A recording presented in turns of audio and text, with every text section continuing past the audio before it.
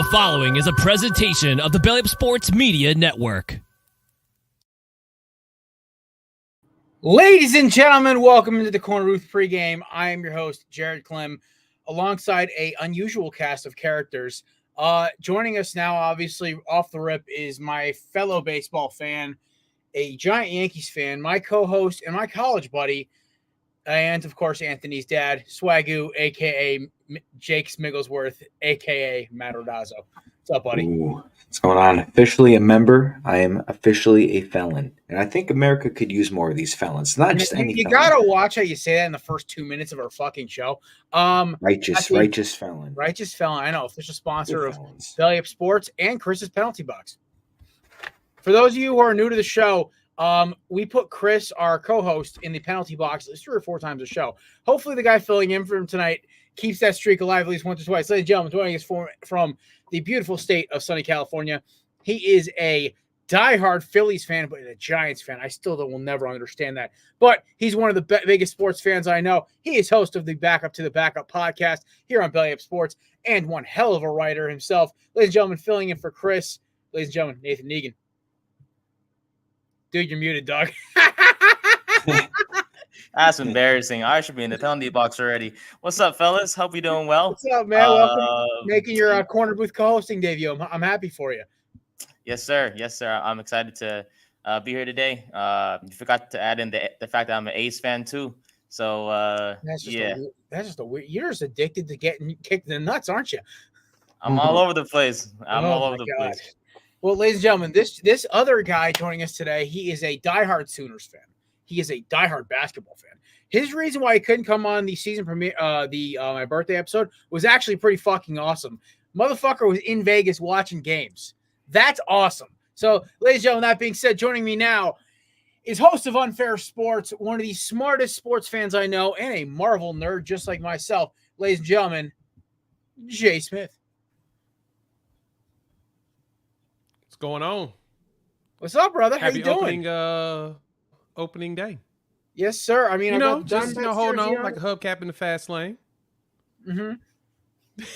Oh my god, my hair is still fucking wet. I literally jumped out of the shower and ran downstairs. I had to go to the doctor's because I went and got my scalp fixed. Basically, my hair had been falling out for 3.5 years, and I could not figure it out to save the life of me. Turns out I'm not going bald. I had psoriasis, or I have, but it's dying. I guess it's going away because topical steroids are a real fucking thing. So modern medicine is cool, kids. It makes your hair grow back. So my hair looks a lot thicker. I don't know if you guys could tell, but my hair I always wear a hat for a reason. I still will wear a hat because I'm me. But that being said, it's kind of nice that I don't have $30 of 2 $90 fucking doctor's visits and a $30 thing of prescriptions. My hair's growing back. It's great, man. It's starting to match my beard again. But that being said, I was doing work till I was in the doctor's office for a fucking hour, which is bullshit. And it was for 2 minutes of him telling me, "You look great. I don't think we have to see you anymore." I'm like, you could have emailed me that. You made me wait 50 minutes in the visiting room for you to be running late because a patient was complaining or something. I don't fucking know. Either way, I'm amped up because I get home. I had like 3 emails from my boss. He's mad at me about a bunch of shit that I fucked up, which I did. I'll own it. If he's watching the show, I'm sorry. Even though he says not to say I'm sorry, but that's a whole nother ballgame. I fixed that shit. Got really pissed off. Did 50 push-ups, 30 crunches, and about 20, 30 squats. Hopped in a nice cold shower. Ran down here, poured myself a whiskey, and we're here. So that's why I'm really amped up. That's why my hair's still wet. So Jay, thank you for coming on and letting me rant for 35 seconds. Jay, I know we really haven't talked much about baseball with you on the show. Are you got a team? Or are you an observationist? What do you got for me? I just watch baseball. I don't really have a team anymore. See, I grew up, of course, in the era of the Ken Griffey Jr.'s, the Barry Bonds, Jay Buners. I was a big Seattle fan, mainly because of Griffey, right? The most beautiful swing in baseball. And when he went to Cincinnati, I just kind of, But it's funny because a buddy of mine, huge baseball guy, and I've told him, my reason why. Like 2003 was kind of the year that I broke off from baseball. that was also the year that Moneyball came out. And that's when you started to recognize teams starting to focus more so on the Moneyball aspect of the game, trying to win championships the cheapest possible way, and not really taking on the branding you should have in a professional sports league.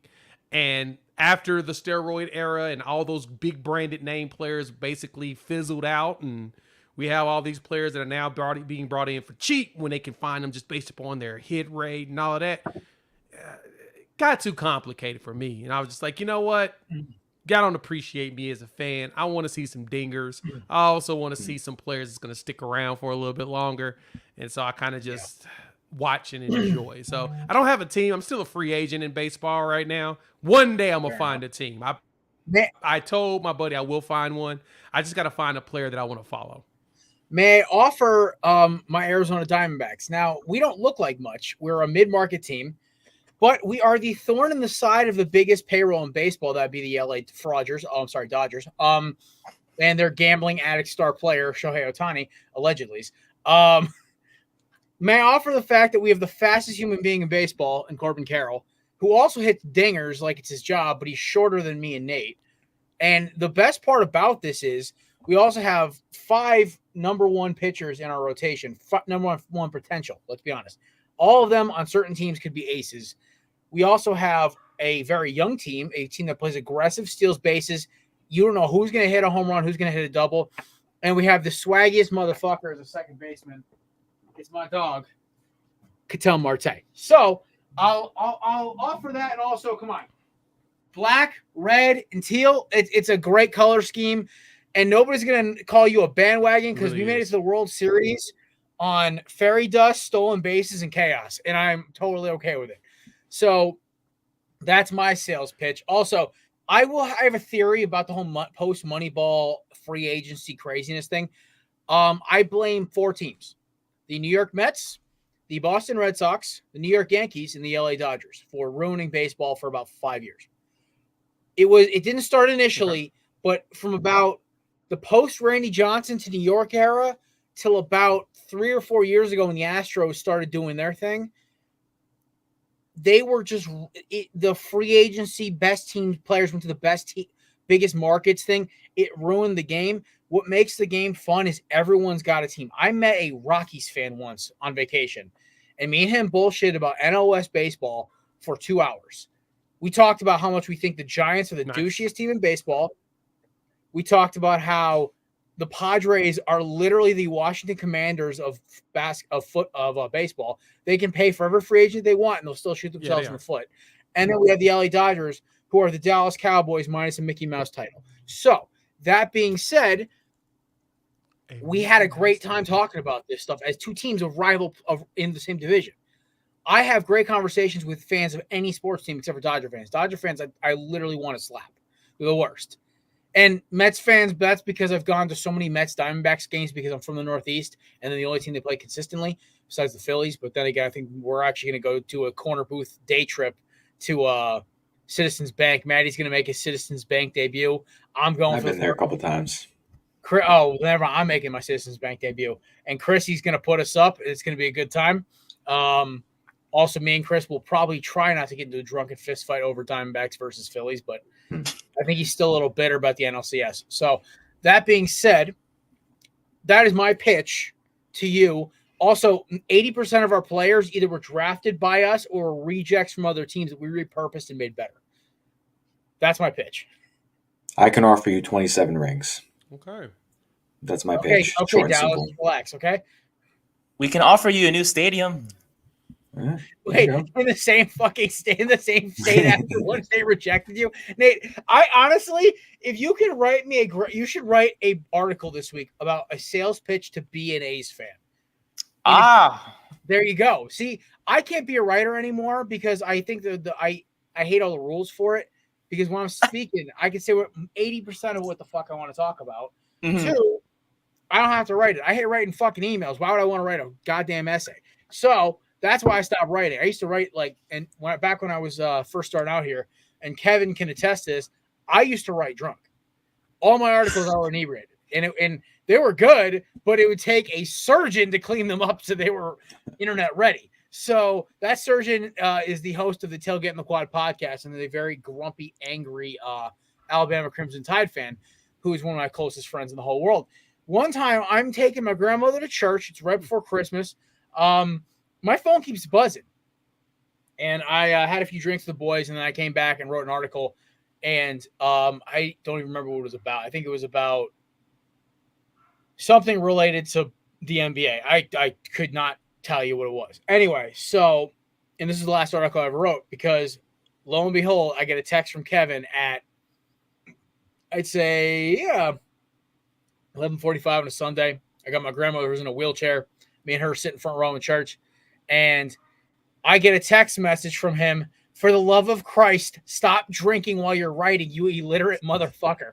I'm just like, I in the middle of church, the priest is in the middle of a sermon, and I'm literally like biting my fist. I'm trying not to die laughing in the middle of church. I'm like, oh my God, this is friendship right here, kids. So, Nate, I'm pressing you to write in my stead, because I'll never be able to do it myself.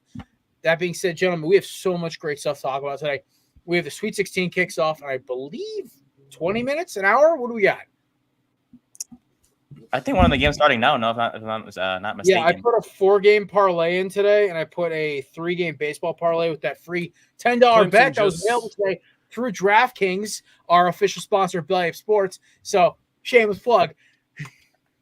So my Clemson and Arizona just tipped off. So, oh boy, for our boy Subi, I guess we have to root for Arizona. Caleb loves a bitch. Sorry, the real game is a 7:39. Which one's that one? Nobody likes the state of Connecticut, Matt. Even the people who live here. UConn. That's all we have. We don't have the Whalers, so this is the next best thing. Yeah. Talk about it. There's a reason Connecticut's one of the top 10 most depressing states. Our pro sports teams we cling to are a basketball team who's won with a bunch of clouded championships that go as streakier about their win streaks than anybody else in the country, and a hockey team that wasn't even that great that went to Carolina and won a Stanley Cup. Yeah, that still wears their jerseys on the throwback night, which is the most disrespectful shit I've ever seen. Yeah, it's like the Titans wearing the Oilers. That one doesn't really matter, because those are nice though. I like those ones. Those are sweet. I mean, Derek, I thought about Derrick Henry in the Ravens uniform this year. It's gonna be crazy. So, well, I guess we'll get, since this game already tipped off, we'll go around the horn quick. Nate, who you got tonight? Arizona or Clemson? We'll just randomly sprinkle in the picks through the show tonight. Yeah, Arizona for me for sure. For Subi, of course, but not just that. They love to push the pace. They love to push the pace. Clemson's gonna have to score if they want to win this one. So I don't know. I just like Arizona and their tempo. They're 16th in adjusted tempo in the nation. So I'm gonna go with the Wildcats. Green stat right there, Nate. You know me, I'm just a statistician. Yeah, statistician. Yeah, statistician. You know what the best part is? You're not pulling some weird stat like ex-Woba out of your ass like a certain former co-host of mine did, and started an argument between him and Kevin that lasted an hour and a half. And Mike Burlon's entire debut in the corner booth, he hasn't come back since. Now, I've done other shows with him. Just the corner booth is the worst for his schedule. Anyway, we are now officially live on Instagram because my computer was being fucking annoying. So shout out IG, we're here. Jay, Arizona, Clemson, what you got for me? I'm with Nate on that one. I'm riding with Arizona. I like their pace and tempo, the way they play. I mean, they're down currently right now, but I think that they can claw their way against Clemson and make it happen. So I like their tempo. I like the way they play. Give me Zona. We'll make it simple. Arizona's game is smooth and a little bitter, like this amazing Irish whiskey I'm having. It's a Scotch blended Irish whiskey I got for my birthday. It's phenomenal. I as much as I despise Caleb Love and what he did to that North Carolina roster last year, I will pick Arizona. Clemson beat a Baylor team that I don't even know how the hell they were a number 3 seed. My brain is still trying to re-rack that one. They were almost as forgettable to me as Kentucky. We all know how that ended.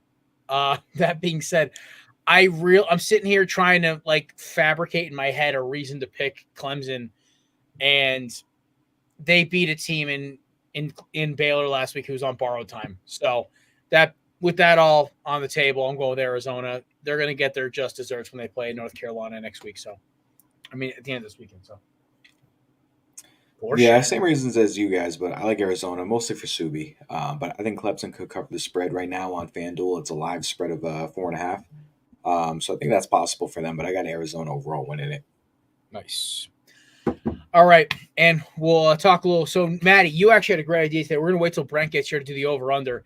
And so this is kind of cool because we have 4 guys who are diehard fans of teams and 1 guy who likes baseball but is an observer as a neutral fan. So it's going to be interesting. We're going to do a rapid-fire around the horn over-under for DraftKings for their over-under win totals, which we're going to do it fast. You literally just say over or under. There's no in-between. So this is going to be cool. I'm excited for this. I guess we'll kind of touch on this a little bit right now. I'll let you guys know what I put for a parlay this morning because this is the dumbest thing. Never gamble when you're stressed out at work because you think about the money more because you want to leave your job. And that's exactly where my head was at today. Even though my highest payout was, I think, $58. But hey, listen, it's $58 I can gamble and keep going up. So my bets today that I think are both shot to shit. Let's see. Nope. We're still alive here, kids. Cincinnati Reds got the dub. I got Texas tonight against Chicago.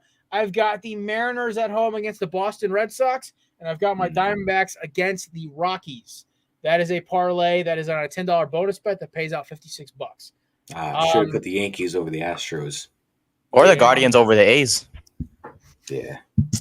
Yeah, you know what? Listen, I went for close money lines that were still favorites, so I could stack them and get a decent profit. So the thing was for me, I'm trying to get my money back after what I lost doing online blackjack. That one time I got really depressed at work.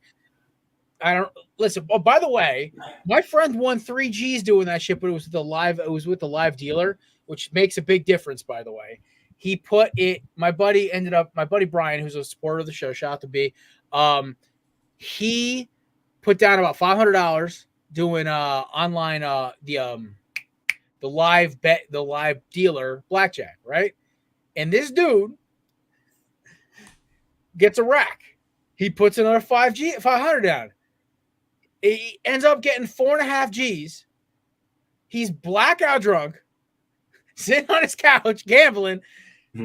He decides, I'm going to let it ride. Gets down to about 2K and says, I'm out. I'm done. I'm pulling. But still, you walk out $1,500 profit, call it a good night every night. Even though my ass would be bitching, I just lost about 4 or 5 car payments walking off by not walking away at $4,500. But Jeez. Either way, a lot of weird news this week, right? So the NFL has been kind of quiet.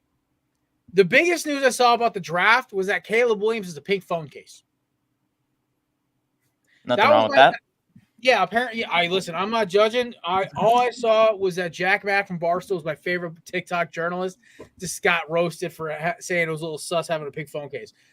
I've actually seen more about P. Diddy's sus ass than I have about anybody else from the NFL. Yeah, so, and my favorite meme still is the Dreams and Nightmare meme about that song's a whole different meaning now. And I'm not going to finish that sentence on air, but all I will say is this. I cannot listen to that song anymore as an Eagles fan. That's really fucking depressing. Damn it, Diddy. That was my fucking... I see your face right now. You're just trying to keep your shit together. Oh, my God. And you know what the worst part is about all this? Is that I really try to keep my shit...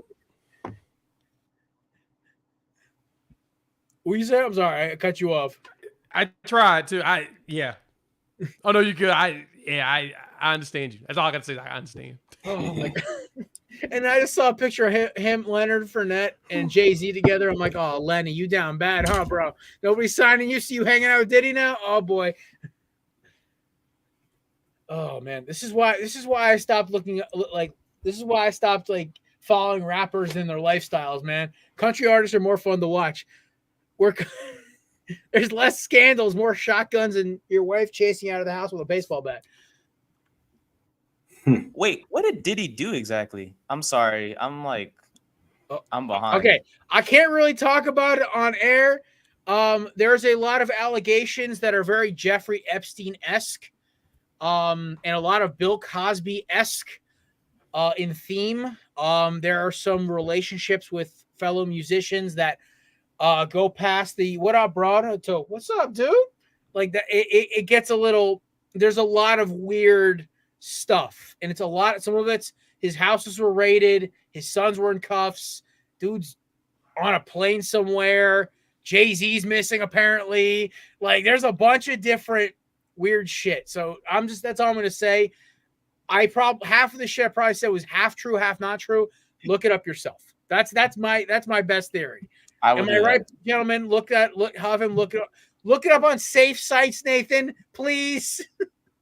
Safe sites? Okay. Yes, use your virus blockers before you click a link. Okay. Sounds good. I would. All right. Can't be that bad, but I guess. It's not obviously not as tragic as the Baltimore ship crashing, but it's about as newsworthy. So Jesus, we were off. We're 21 minutes in. We're already off the fucking rails. All right. Speaking of being off the rails, he is not here tonight, but he is also a proud member of the group of felons, aka our friends over at Righteous Felons, who sponsor Chris's Penalty Box. Nobody's gone there tonight. Still early. This is a little more of a mellow crew. This isn't like Kelsey, Kevin, Chris, and also Maddie's holding up right now. Promo code Belly Up for 15% off at purchase. They are awesome. It's awesome stuff. I love all their material. I am very excited about all of it. And Nate's dropped off for a second. He said I got to step away. But I'm a big fan of Righteous Felon. I'm happy they're sponsoring us. They're my second favorite sponsor behind my boys at Canadips, but that's for other redneck reasons. So how do you guys want to I'm trying to figure out the best way to talk about this. This is why I hate going to the doctor's office before I do a show, because my brain's not there. I'm thinking about writing out paperwork versus actually talking about baseball. So what are you talking about? OJ? He didn't do it. Leave it to Maddie to do an OJ reference in the middle of the fucking show. All right. I guess we'll just talk about the fucking games, right? I want to talk about some college ball. I want to wait till Brent gets here for the baseball. So the other games we have on tonight are as follows. We have North Carolina, Alabama. That game kicks off a little later. Like Matt said, at 7:45 Eastern time, we have UConn taking on San Diego State. And last but not least, the most boring game of the night, which I saw three guys on CBS go, "Ugh, brother, ugh," for betting on this game. That is Illinois and Iowa State. I have watched both of them play a grand total of 20 minutes while I was waiting for my takeout at a sports bar. So gambling on that game was a complete fucking coin flip, so do not judge me for that. Also, for some reason, bet on North Carolina State to win tomorrow. Don't ask me why I pulled the trigger on that. So we'll start with the earliest game. Does anybody have San Diego State covering? Anybody? Nah. No, right? No. We can make this one quick. UConn is that team, which means they're probably going to lose in the Final Four, but they're that team where they are going to buzzsaw everyone until they lose. I think they could even cover a 9.5. I don't know. UConn's really. Yeah, I'm in that same boat. I mean, UConn is really, and this is the thing that kind of upsets me. UConn is a blue blood, right? They've got 5 titles since 2000. Like, who else can really say that they're in that stratosphere like that? They come out of nowhere. I've already demoted Indiana out of my blue blood conversation and thrown UConn right in there to replace them. This year they just look unbeatable. I don't see them losing. Honestly, I think they make it to the title game. I'm all in on UConn on this game, especially covering the spread. See, you cover the spread. I got it with that. The other thing I thought about was, now I know I bet North Carolina State because I can't bet on UConn in this fucking state. So yeah, they don't allow us. That's why they had me bet on North Carolina State instead of my parlay. That's fucking weird. Anyway, the biggest thing to me is they remind me of like some of those like that Ohio State team with Greg Oden and Mike Conley Jr. Not the Florida team. What was that other team that was a steamroller and got knocked off in the Final Four? a UConn team with Josh Boone, Herschel Walker. What's Walker? What was his? I can't remember the other guy. It was Josh Boone, Marcus Williams, a couple other guys, but they were loaded too. And then there's like every couple of years, there's always that one team that's just a buzzsaw, and then they get into like the Elite Eight Final Four, and they play a team who's very good and just has a little more gas in the tank, and they lose. And that's UConn gave up more points in the second half in their last game than they actually had a losing margin in the second half. That's what I was trying to word that. And it kind of got me thinking, because there's a lot of teams who can score explosively and who are still contenders, right? You have Arizona, you have North Carolina, Purdue. I'll chuck in Marquette there, even though I don't know what to make of them. I've watched them twice, and they make my head hurt. That all aside, the UConn basically can high step their way right to the Final Four. It's just once they get there, I think they're going to run into some challenging teams like whoever comes out of the West, which is either North Carolina or Arizona. I think it's going to be UNC, but fan bias aside, I just think they're a more complete team than Arizona. Then you go down south. I believe Tennessee's still alive. They are still alive. And then you also have Purdue still there and Houston. So there's a lot of teams I could easily see knocking UConn out of either the championship game or Final Four. But they are still the team at the top of that mountain. Let's not get my words twisted here. So I agree completely with Jay. They are a fucking buzzsaw. They are going to cover by a mile. And yeah, I feel bad for San Diego State because they have a good basketball program and they can't catch a break. They literally probably saw that bracket like, oh fuck, these assholes again. Damn it. Maddie, Nate, anything to contribute here before we go to North Carolina, Alabama? No, I just I got UConn winning this. I got UConn going all the way this time again. But most importantly with this game, their last two tournament games, they've won by an average margin of 28 points per game. There's just no way that not only do I see them winning this game, they cover the spread, whatever they got to do, but it's I think it's just going to be a one-sided game the entire time. Since the 23rd of February, UConn has given up 88 points per 100 possessions, which is fourth best in the nation. Yeah, UConn's gonna, they should move on easily to the Final Four, and we'll see what happens from there. All right, and moving on now to the game that I will probably try to watch 20 minutes of before I pass out. North Carolina and Alabama tips off at 9:40 Eastern time. Fuck whoever scheduled that game. I hate you. Because I have to get up early for work now. This is like during the World Series when the first pitch was at 9:45. I wanted to slap people. I'm gonna say it off the rip. I think Alabama's a very good team, but this isn't like the Brandon Miller year. This is a very motivated and just overpowering North Carolina team. Baycott's a grown ass man, and RJ Davis just lights dudes up. And they got a bunch of young guys who are explosive, who could shoot and can play defensive rebound and play the North Carolina basketball way too fast, out of control, and full of adrenaline. So, and they're back to playing their style of ball, the style that won them championships. I don't know.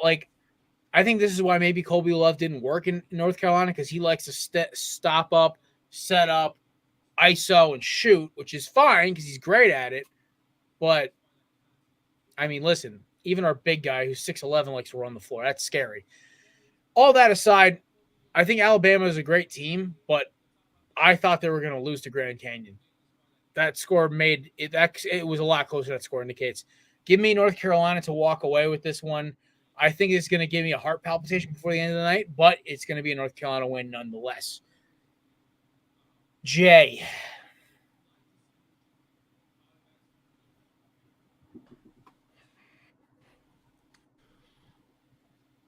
I want to bet against North Carolina.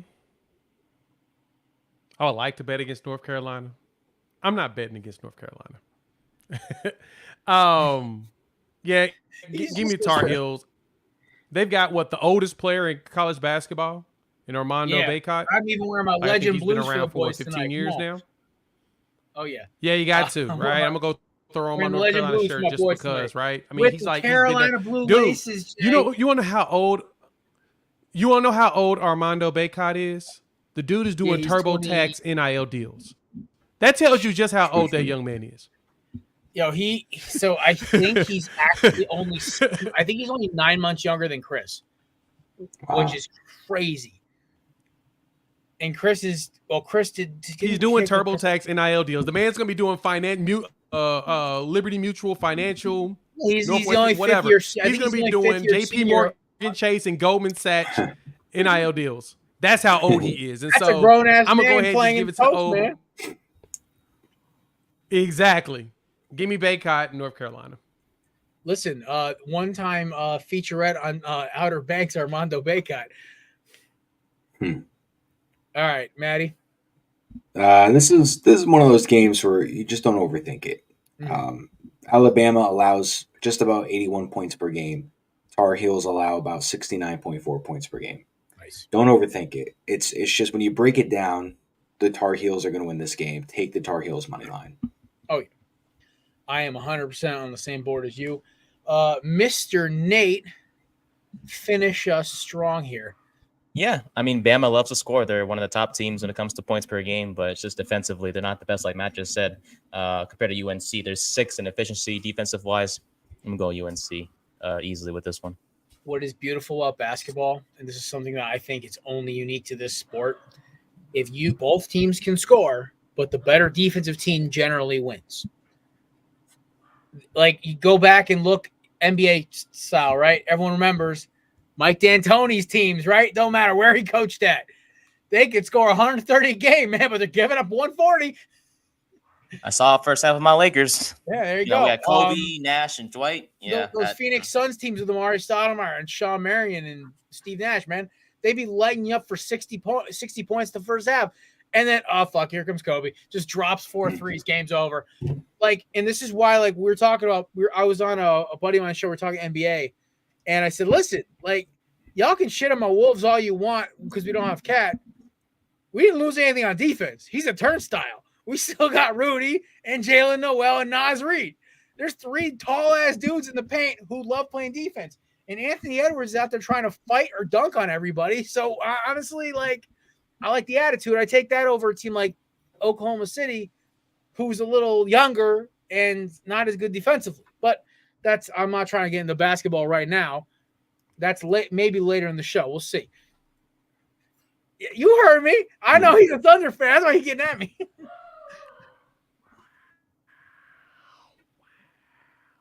I can't, Jack. Your mic coming out, bro. No, I just said, like wow. Shane. I'm speechless. I'm just speechless. Listen, Maddie's been a friend of mine for almost a decade. He's seen me suffer as a Timberwolves fan.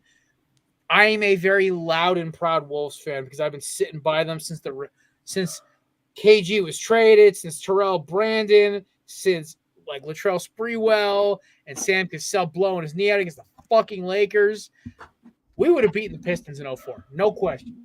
But here's the thing: never send a bunch of old geezers to do a young man's job.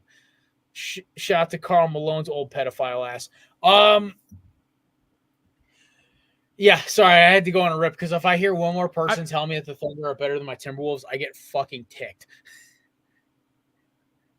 I mean, we are based upon objectively, but also we're only one of 2 teams in the NBA that's in top 5 in offensive and defensive efficiency. We're a really good defensive team. We may not rebound like everybody else, but we are a top 5 defensive efficiency team. We're up there. That's fine. It's just we're number 5, right behind Cleveland, Orlando, Boston, and Minnesota. So yeah, we are.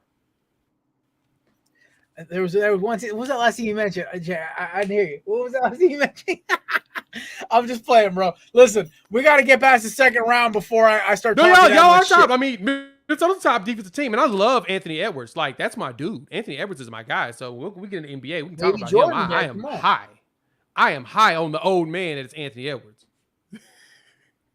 My favorite thing in the world is like when they do like the NBA father-son comparisons for 2K, and they do Jimmy Butler and Anthony Edwards next to Michael Jordan, and I start fucking dying. You know, I said to my mom once because she was asking why I was watching this highlight film. I'm like, Mom, look at MJ as a kid and look at Anthony. You can't tell me they ain't like related. Like, and Jimmy Butler, who legit the stories actually kind of line up. He might he don't know his daddy and everything else. It's like, yo, that might be MJ's kid, bro. He got a Jordan deal even before he was good enough to get a Jordan deal.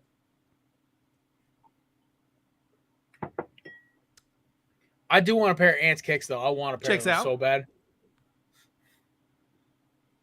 I'm not an Adidas guy except for T-Max and KGs, but I will get a pair of those Anthony Edwards. The All-Stars I want, but I'll settle for the black and white or the black and blue ones. The only shoe brand I wear basketball-wise is the Triple B's ones with, Lonzo's family shoe. Big baller brand.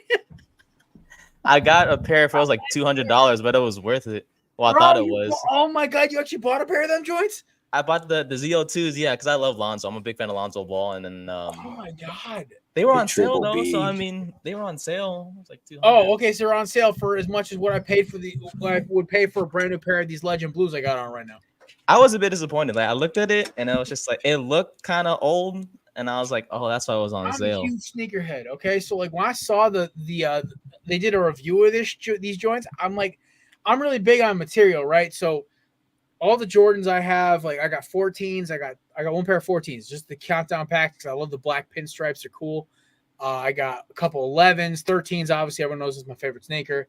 I got the T-Mac 3 Home Orlandos, a underrated shoe of all time, if I do say so myself.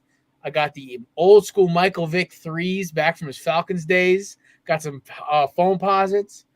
Got the Russell Wilson Nike Zoom Commander trainers, which are, by the way, slept on training shoe. They're just falling apart because I beat the piss out of them. And then I also have one of my most underrated sneakers of all time, which is the Jordan Carmelo 1.5 in the NBA Street colorway, which is the black and Carolina blue, which is clean. But NBA Street Volume 3, by the way, goated video game as a kid. I love when we went completely off topic. Next game, I believe this is the final game of the night, is the game that nobody wants to fucking bet on. I think this is the least amount of game money that's been placed on a game today. I'd have to get clarification, but it's Illinois, Iowa State. Similar records to the spreads. Iowa State -1.5. This is basically a fucking pick on. It's less than one jump shot. So, gentlemen, who wants to take the first bullet here? I'm going to take Matty. His team ruined baseball for a couple years. What do we? I'm sorry, I missed that. I was texting Iowa State and Iowa. Sorry, I got Iowa State. Illinois. I mean, the Cyclones, they've allowed the fourth least points in the nation the last I don't know how many games they've held it. Their last 10 opponents under 65 points per game. And Illinois has averaged about 76.5 points allowed per game. So I'm taking the Iowa State in this one. Nice. All right, Big Nate. Yeah. So Illinois, this is the first time in the Sweet 16 in 19 years. So shout out to them. I think they're going to win. Matt just talked about Iowa State's defense, and they're really good. Unfortunately, their offense is very pedestrian. They're outside the top 100 in scoring. So with that being said, I feel like Illinois is going to squeak it out. It's just the defense of Iowa State that I'm worried for Illinois, but I feel like Illinois is going to squeak it out. All right, you know what? All right, we're flipping a bottle cap. I can't do this. All right, Iowa State it is. That's how I flipped the bottle cap. I said banquet logo. It was going to be Iowa State. Looks short, stands tall is what it says on the inside of this bottle cap. Guess it was wrote about Kevin. That was going to be Illinois. I am taking Iowa State here. They just look like a more complete team. I love Illinois on the fast break, though. That they just move, man. And that skinny white boy, I cannot remember his name right now, but getting to watch him on Friday was actually kind of fun.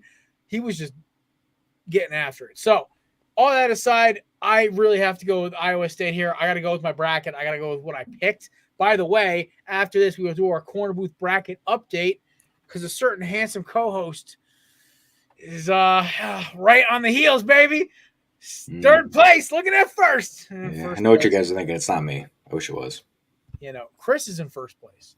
Let that sink in. Yeah, I didn't see that coming. He's got like a 90-something% win percentage. This is the same man who bets on Russian soccer is in first place. Yeah. This guy. All right, Jay.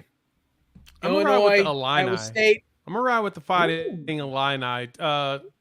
Terrence Shannon is out here cooking, man. I mean, he's at 23 a game this year, and I've enjoyed watching him play. So I think Shannon Jr. can go out there and do enough and get this win. I think that they pull the upset and cover that 1.5 point spread or pick them or whatnot. I'm gonna go with the Illini pulling the upset. All right. My favorite thing about Terrence Shannon, I heard about this dude. I heard about his stat lines. I never watched him play in person or see what he looked like. And then this dude comes out with these crazy ass looking dreads. I'm like, yo, this dude's gonna drop about 30. You don't come out looking like that and not be nasty at basketball. Like he has that that aura around him. Like there are a bunch of dudes who come out. They got long dreads, longer than yours, Jay, or they got the crate, they got the twisties and shit, like the tiny stuff. But some dude who's got some ODB mixed with pigtails looking look and kills it. I mean, I watched that dude walk out on the court for warm-ups. I think it was a Friday game. And I said to my buddy who was taking me out for a birthday beer because he didn't get to hang with me on my actual birthday. He goes, I look at him, I'm like, you see that dude right there? Terrence Shannon? He goes, yeah. I'm like, that dude's a bucket. I'm like, because nobody goes on a basketball court with their hair looking like that. Not either pulling it back or headband. If he doesn't know he's about to drop 30 on your ass, he don't give a fuck. It's not how it doesn't even look ridiculous. It's just the way it looks so different. And the fact that we're talking, I'm like, this dude's a bucket. He gonna drop 30.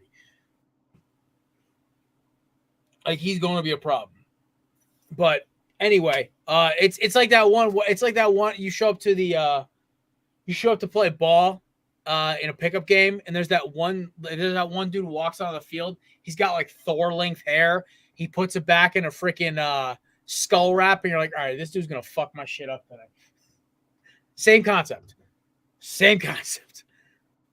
Or that baseball player who's got a pitcher who's got a beard down the fucking here, center of his chest. I'm like, all right, this dude either throws 100 or has a slider that breaks up at the length of a diving board. So it's sometimes, man, looks are not deceiving. They tell you the truth. So listen, Illinois this was the hardest game for me to pick. I flip-flopped on this 4 times.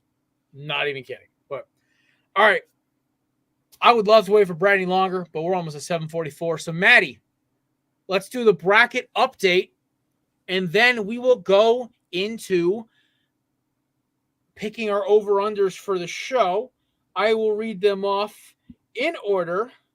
In last place, host of Tailgate and the Quad podcast and one of the grumpiest Alabama fans I know is our friend Mr. Kev, I believe. Yep, he is in last place still. His total point, he picked UConn, so he's still alive, but he's only shooting a 42% right now. Then you go up 20 points, and we get the tied for 6th place. We got Mr. Matt and our boys from High Low Sports, DJ and Kelsey. It's so cute they're tied together, even though Kelsey picked Auburn to win, and thanks to Yale, my man's points are capped at 1,100. God, the 16th ranked Yale. That was the greatest upset I ever called. And then you had the balls to try to say, oh, yeah, hey, Jared, your North Carolina Tigers going to lose to Michigan State. I'm like, bitch, I heard you. Hold on. I felt good for the first quarter. Yeah, no, I saw they were losing. I bought MLB The Show, right? I downloaded it, and I was doing a creative ballpark, and I was in the zone. Y'all ever, get into a game, you start just doing shit, you lose track of time? I made a giant, this amazing-looking ballpark. I looked at it, I'm like, oh, shit, the game started. I'm like, all right, I'll check on a second. I looked down, I checked my phone. I'm like, oh, fuck, I'll turn the game on. The second I turned that game on, them boys just cranked it. They were done. They were kicking ass. So I knew we were going to win. All right. Tied for 4th is our voice of the show, the rapper who does our introduction, Mr. Maserati. He and our boy Mr. McCarthy are tied with 430 points at 67% rate. McCarthy is, of course, ranked a lot higher because I think he has more teams still alive going farther. And then we get to the big three. At third place, the most handsome person in this pool, the only person picking the North Carolina Tar Heels to win the championship, by the way, at a 74% win percentage, and the second highest overall total points available is myself at 1,680. Can't speak, apparently. Second place is our boy from insert name FC, friend of the show, Hector Flores. He is at 1,730. He's got Houston. Obviously, he's an H-Town boy. Makes total sense. He said to me, and I quote, "I know jack shit about college basketball. I'm still picking Houston." I'm like, you do you, H. And number one, the 99th percentile, 510 points, but his total points are only 1,430 because he's about to hit a brick wall of guys he missed out on. Ladies and gentlemen, in first place right now is our boy Chris Lipoff. Our degenerate gambling co-host is the one who's in first place, and it is a beautiful thing to see. So congratulations, Chris. You earned it, pal. Love you. That is our update. Maddie, the floor is yours. Let's do MLB over-unders. This is going to be fun. Brett will jump in when he gets here. We're going to go around the horn here. You got literally, since Brent's not here, we have a little more time. You get 5 words to tell me why they're over or under per team. Got 30 teams. Maddie, you ready to grip and rip it? Yeah, let's do it. All right. And you are running this, by the way, so you tell us who goes first. Well, since we're going in alphabetical order, we've got Jared's Arizona Diamondbacks, a over-under line of 84.5 wins. Me personally, I'm taking the over. They've added a lot to that team. I think they win more than that. 6 words, not bad. I'll take over. Corbin Carroll, Lourdes Gurriel, Christian Walker, and 5 amazing pitchers. And Jock Peterson. So yeah, we're good. Dodgers, come at me, bro. I'm gonna go over Zach Gallen for the Cy Young. Yes. New Jersey boy, baby. Tar Heel too, by the way. There's like a consensus. I'm gonna go over as well. Nice. Make it simple. See, right, every time I listen to Jay about gambling, I usually win. So the fact that he's taking my Diamondbacks for the over total makes me a little more confident right now. Every time I take Jay's advice on gambling on anything, I usually win. It's when I listen to Josh or DJ, I start losing. All right, we're looking at the reigning NL East champions, the Atlanta Braves. Their line is 101.5 wins. I'm going to go over on this one, too. I think they can take that division again and make a big run. I got one problem. Philadelphia Phillies. That's the problem. And they're still winning this division, but it's going to be ugly as shit. And you have a Marlins team that's getting better. You have a Nationals team that's not going to be terrible forever. And you have a Mets team that somehow finds a way to be a pain in the dick until about June. So, all that aside, they're just going to be under. You're going to bet the under, and you're going to be grinding your teeth until about September 29th. So, yeah, give me the under here. I think 96 wins. I don't think any team goes over 100 this year. I think it's the first year in a while no team goes over 100 because there's a lot of very balanced teams here. If it is, it's going to be like one team possibly. No more than that. Yeah, I'll probably go under for Atlanta. It's just, you just mentioned the Phillies, and the NL East is a bit better compared to last season. The whole National League is better. That's the scary part. Yeah, that's the thing. So probably gonna go under, but yeah, it seemed like they'll get to 95. The entire NL made everybody made some big moves. Yeah, just about everybody made some big moves in the NL, and so I'm gonna go ahead and follow the consensus. We're gonna go under. All right, moving on over to the American League East champions. We got the Baltimore Orioles, a 90.5 line. Another one I'm taking the over on. I think they got this division in hand already. Yeah, you can skip me over. Just run with this shit. Like, they're the Arizona Diamondbacks of the American League. So much young talent, so many good young players, good pitching staff, good bullpen. Just send it. They're running away with this division, and yeah, I'm done talking. Over. Corbin Burns, Young team. I love them. I'm going over too just because of Corbin Burns. I was about to say, I mean, he's one of the young, exciting players in baseball, and he's the one everybody's talking about. It really hinges on him, how he performs this year, and I think he can lead them to an over on this one. Sticking within the same division, the Boston Red Sox, a line of 77.5 wins. I'm going to take the under. They have not added to this team enough, and Lucas Giolito is their biggest move, and he's out. Give me under on that one. They might get swept They might get swept the first 3 weeks of the season. They might be the San Jose Sharks of baseball this year, where they don't win a game until halfway into the month. Give me hockey fans out there get that joke. So give me the Boston Red Sox under. To quote my good friend Kevin, John Henry, once he started caring more about the paper and the soccer teams in the Fenway group, the Red Sox were fucked. So, yeah, the Red Sox are going to be a garbage can franchise for probably another 5 to 10 years until Henry sells, which is unfortunate. Under, and then Rafael Devers needs to go. Yeah, he doesn't. He needs to go. I guess I'm a ride too. With the under was y'all mentioned Lucas getting hurt. That kind of looks that's going to hurt them going to start the season. And then of what Tristan Castle, he was what top 5 in rookie voting last year, other year or whatnot. So yeah, losing a pitcher, especially one that you picked up that everybody that you really needed. Kind of hurts. Go under that at 77.5. Well, Jay, it's like slapping duct tape on a hole the size of a freaking boat. Like, you're just kind of like, yeah, this will help. Oh shit, here it goes. All right, Matty, what's next? You got the Chicago White. Oh, not the Chicago White Sox. Almost. You got the other Chicago team, the Cubs. Their line is 83.5. It's a low line. It's a weird line because it's like I can go either way. I feel like I want to take the over by just one game just because they're a young rebuilding team. You just locked up Cody Bellinger for the next handful of years. That's a perfect line. I'll take the over by like maybe one game, but it's not going to be a great year. Who won the Central last year? It was the Brewers, who got swept by the Diamondbacks. They were terrible, right? Awful postseason. They were the most forgettable postseason performance I'd ever seen in my life. They were terrible. And the Cubs were fun.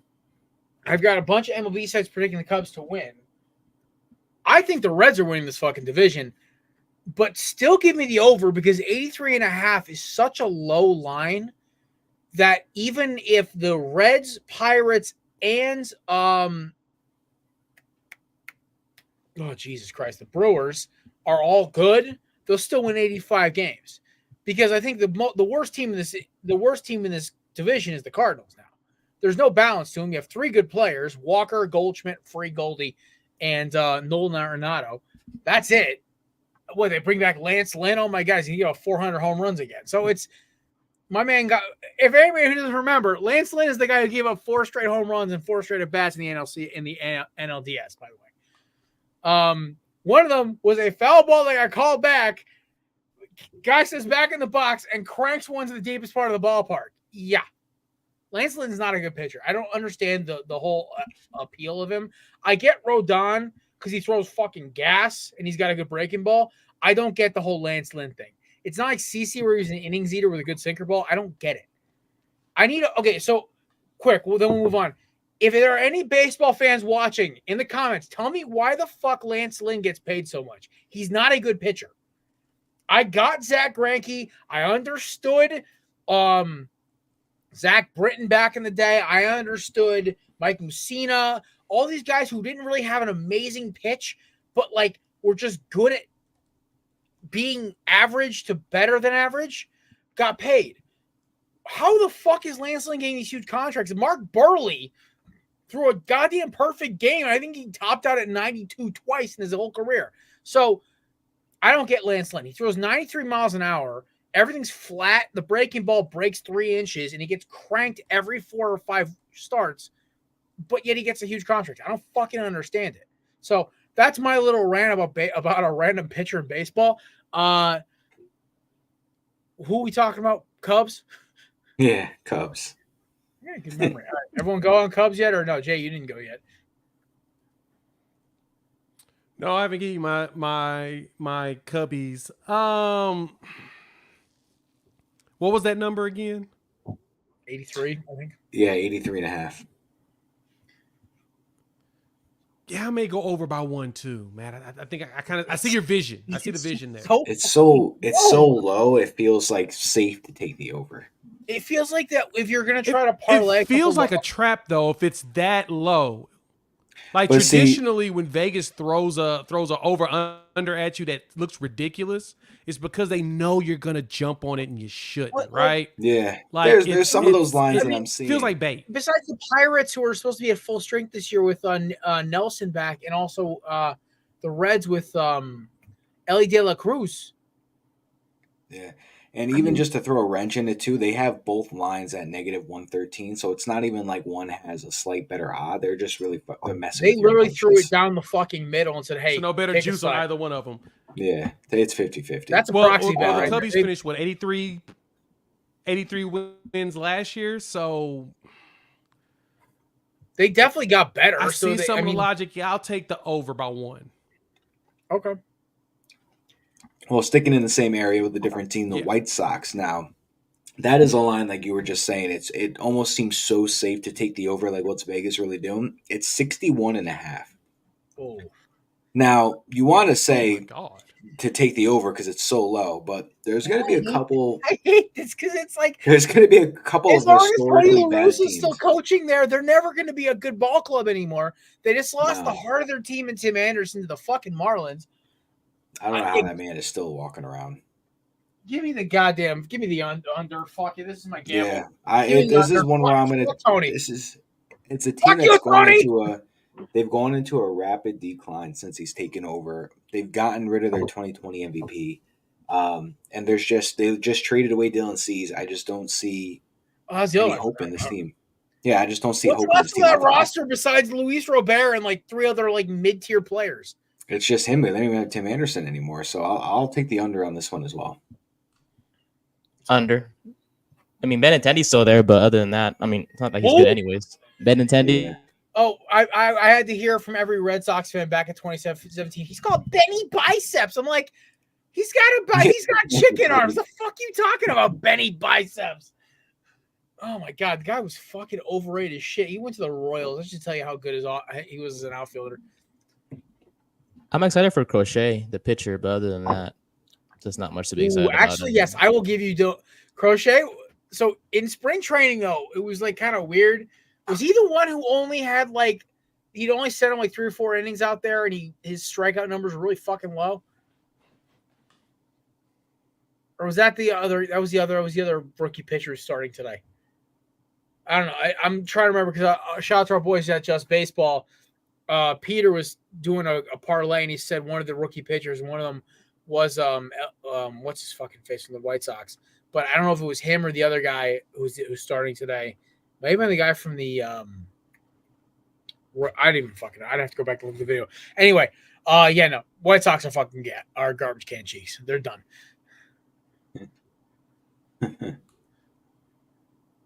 We had everybody on that one, or Under. Keep it Under. chalk. He didn't think about it. He's like, no, just go. All right. We got the. I'll go quicker on these. We got the Cincinnati Reds. The line is 81.5. I'm going to take the over on this one. To the moon! I love this Reds team, man. I made so much money gambling on them last year, and the thing is, the NL Central is about as unstable as the Chinese government right now. Give me the goddamn Reds! Over for the Reds too. De La Cruz is an exciting player. MVP He just learned English too, or he's learning English really well. Which is cool to Jordan see. brand ambassador too, by the way. Yeah, so gonna go over for the Reds. Very excited to see how they do this year. I will also take the Red Stockings. Let's go. They are my division winner for the NL Central, by the way. Mike Barlon, shout out. All right, you got the Cleveland Guardians. They got a line of 81.5. This is a scrappy team that always kind of stays with and fights till the end. My key thing is that they've just lost Terry Francona, who I think is an underrated coach, despite being an older school kind of coach. So him stepping away, I'm going to take the under on this one with their this first year of the new coach. So give me the under 81.5. You could just run by me under. I don't like this team compared to everyone else in the division. I believe in Stephen Vogt. I know it's his first year as a manager, but he brings a lot of expertise from his days as a catcher with the A's and some other teams. I'll go you said 81.5, right, Matt? Yeah. I'll go the over, but like they'll barely get the over. By a game or two. So this next one is weird because I didn't think that I thought I was gonna find one lower than the White Sox. I just didn't think it would be the Rockies. I just thought it'd be the A's that were gonna have the other lowest one. So I'm kind of interested to see what the A's is gonna be when I read this one. But the Rockies have a line of 59.5. Oh, that's too damn low. Bring that up. I have to take the over only because that just seems historically low. They're so bad. But here's the thing: they're bad, but their are they infield advantage. It doesn't matter. They're going to still end up with 62 wins. It doesn't make any fucking sense. They'll still lose 100 games, but somehow they still end up with 60 wins every year. It makes no sense. But it happens. Yeah. Take it as a fan of an NL team. This is where I go on my TED Talk for a second, okay? Ask any Giants, Dodgers, Diamondbacks, or Padres fan. You go into Coors about 3 or 4 times a season, right? You don't understand. There's one series where you lose 3 out of 4, and you're like, "The fuck just happened?" Like it's that John Travolta meme where he's like, "What?" Because somehow Chris Bryant and whatever no-name outfielder they pulled out of their ass, and then Charlie Blackmon's 4 base hits and 3 stolen bases, looking like a squatter from San Francisco, just literally just take out your entire team, and your pitching staff is debacled. You go on a 3-game losing streak. It makes no sense. But they somehow end up winning 60 fucking games. Vegas fucked up by taking the under below 59 games. Give me the over here at 63 or something. I just want to say quickly, I went under. It's just you have Chris Bryant, which we all know, big name in Colorado, but Tapia too, right? He's still up there. And Blackmon, if I'm not mistaken. Charlie Blackmon's gonna die there, dude. I think he has he's stuck. Charlie Blackmon was like 80. Yeah, I know they're going to be one of the worst teams in baseball. The NL West is going to feast on them. I don't know. I just feel like they'll be under. I'm gonna talk about this when we get down to these teams, but everyone is trying to overthink the NL West, and it cracks me up every year. There's 2 good teams in the NL West. There's 2 okay to good teams, and then there's 1 terrible team. Let's not overthink this here. The 2 best being the Dodgers and the Diamondbacks, right? Bingo, Ringo. Cool. Just making sure. Yeah, I'm gonna go ahead under as well on the Rockies. I'm sorry, guys. I want to go over, but just throw something out. Nah. Yeah, Nick, you look up what the record is for the most losses in a 162-game season. I was gonna say betting lines it's minus 115 to take the under, minus 105 going on the over. It's not too much of a difference, but swinging for the damn fences at the over. 120 by the Mets. What year? 1962. Oh shit!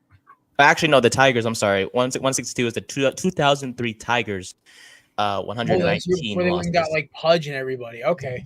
Ooh, well, how fitting, because the next team is the Detroit Tigers, and they got a line of 81.5. I'm taking the under. Since Jim Leyland left, that team has just been a shell of their former self. That culture is.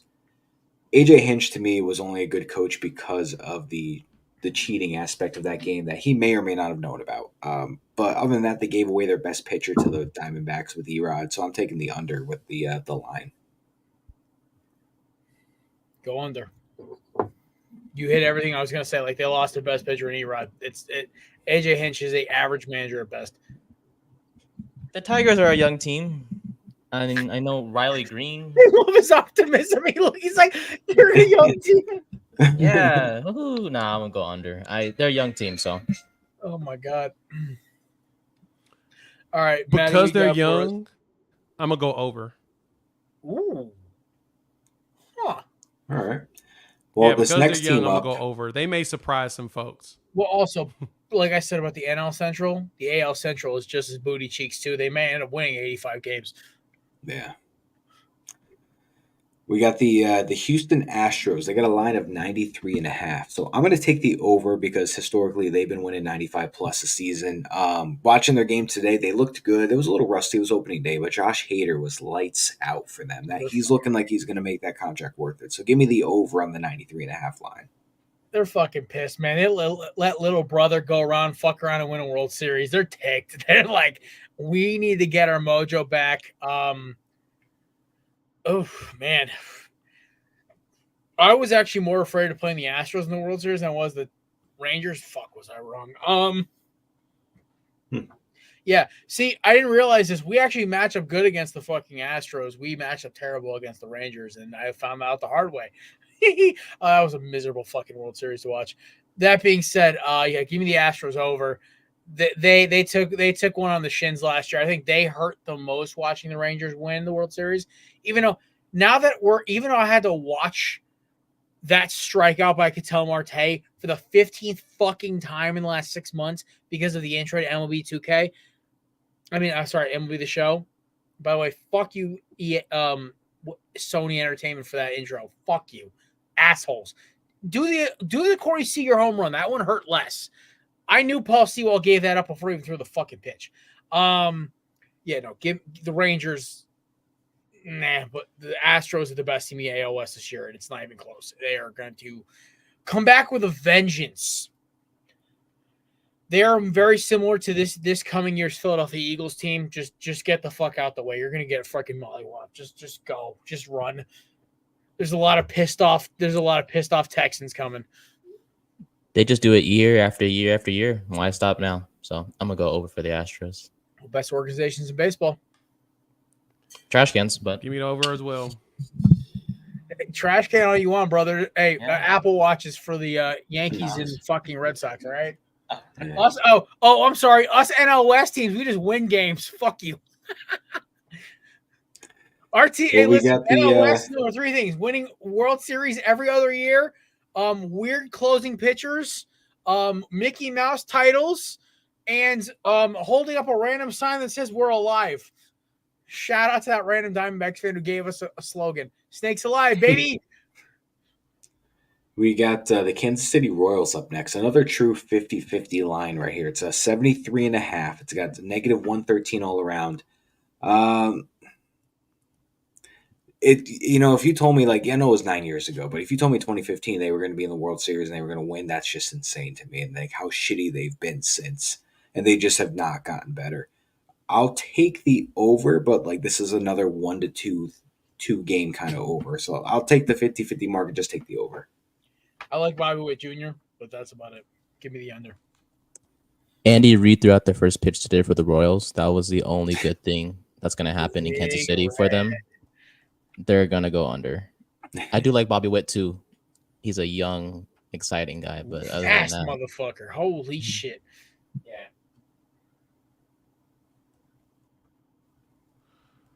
I'm gonna go under.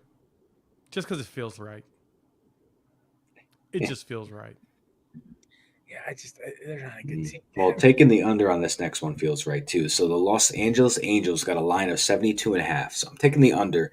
You got Mike Trout. For how long do you have Mike Trout with his first back? pitch today too? Like he absolutely He did, but how long are you going to have him for with his back injuries? Anthony Rendon, we already know he's going to miss time. We just don't know when. And then you got rid of your best pitcher and best player on your team in Otani. So I'm going to take the under on the 72.5 line. I don't think this is the year they get into the playoffs. We're gonna cancel this over under here. I'm gonna offer something different. You can take this alternate here. Over under how many years till Mike Trout asks to be let out of his contract? Nah, I'm putting year and a half. Under. I'm putting the line at year and a half. Under? I think under too.